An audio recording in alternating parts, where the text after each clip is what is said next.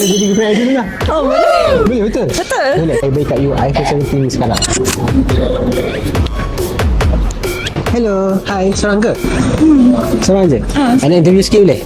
Okay. Okay, dia pegang mic. Ada remote? Okay. Okay, so, I tanya you, nak jadi I punya girlfriend tak? Okay. Okay, kalau you nak jadi I punya girlfriend, I bagi kat you iPhone 17 sekarang.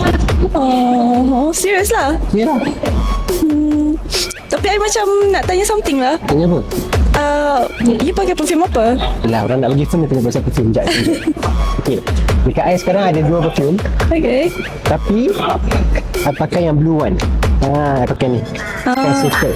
Nak try? Okay, boleh?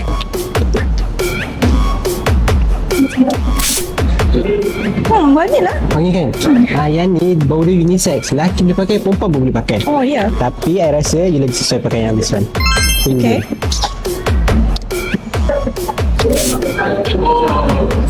Betul. Dia ni warna dia, bau dia macam bunga-bunga sikit. Bunga-bunga. So, this one you nak tak? Nak lah. Kita jadi girlfriend I dulu lah. Oh, boleh? Boleh, betul? Betul. Boleh, okay. Nah, this is for you. Okay. Sebab alang-alang you nak jadi I punya girlfriend, nah, I bagi sekali dengan I tu. Wow, serious? Yeah. Oh my god. Thank you so much. So, boleh gerak dah ke? Okay, jom. Boleh? Betul Okay. Kita jom.